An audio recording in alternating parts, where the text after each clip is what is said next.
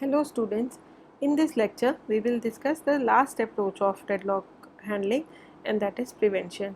In this technique we try to negate any one of the four necessary conditions that are required for a deadlock to happen. So by ensuring that at least one of these conditions cannot hold, we can prevent the occurrence of a deadlock. So we will consider one by one each of the four necessary conditions.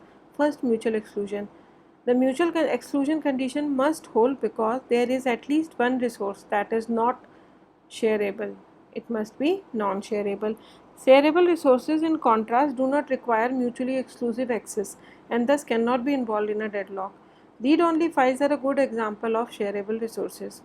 A processor never needs to wait for a shareable resource.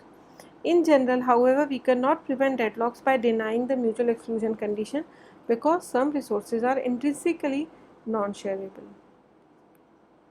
Then we have hold and wait condition.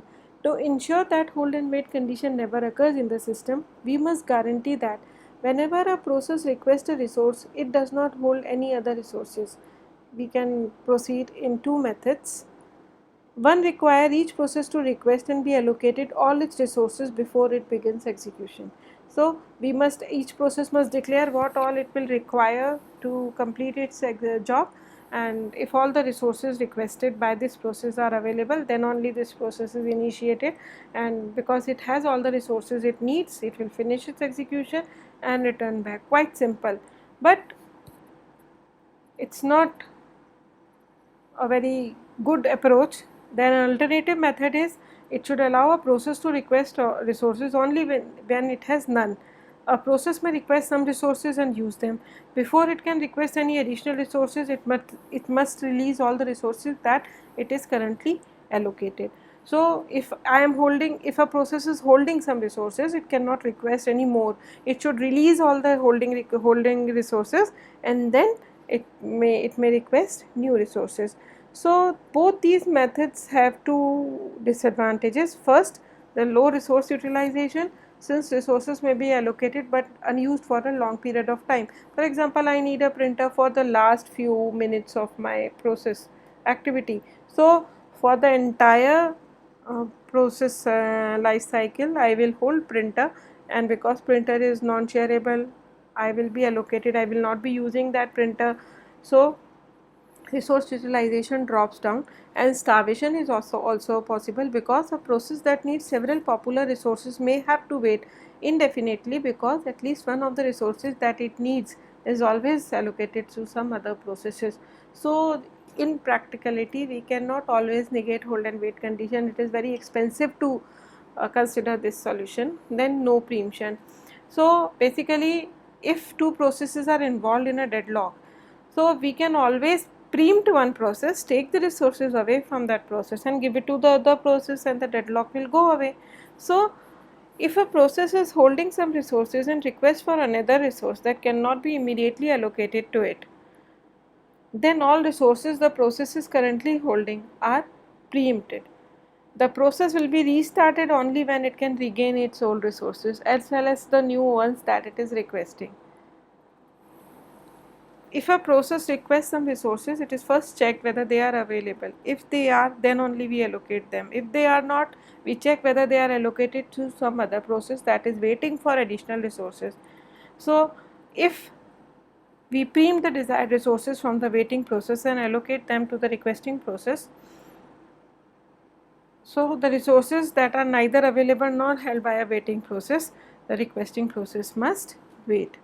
So in basically this particular approach, it is very difficult to decide which process to preempt, because some process might be doing some very critical activity, or it might be finishing near its execution. So preempting that process will waste all the work done till that period of time, that point of time. So is often applied to, this protocol is often applied to resources whose state can be easily saved and restored later, such as CPU registers and memory space. So this as we discussed in the previous few lectures, that there are some resources that are non-preemptable. So that particular resources cannot be considered under this approach. Then the last condition, that is circular weight. It is most probable or possible to negate this condition. That is, one way to ensure that this condition never hold is to impose a total ordering of all resources types and to require that each process request resources in an increasing order of numeration. That is, we number each resource R1, R2, Rm. So we will say 1, 2, 3, 4, 5. We assign to each resource type a unique integer number which allows us to compare two resources and to determine whether one precedes another in our ordering. So now what is the protocol to prevent deadlock? If a process is currently holding a resource with number 5, so it can request all the resources that have greater number than 5. It cannot hold resources that have number less than 5. So by this approach we generally avoid the loop that comes back to the first process involved in a deadlock in a circular wait condition. So a process will only be able to request, while holding a particular resource, the resources which have higher order number than the resources currently held by this process. So we can say is, a process can initially request any number of instances of a resource type, say Ri. After that the process can request instances of resource type Rj if only j is greater than I. So in this way we can maintain an order and prevent circular wait condition. So these are the four conditions that can be considered for deadlock prevention. Thank you.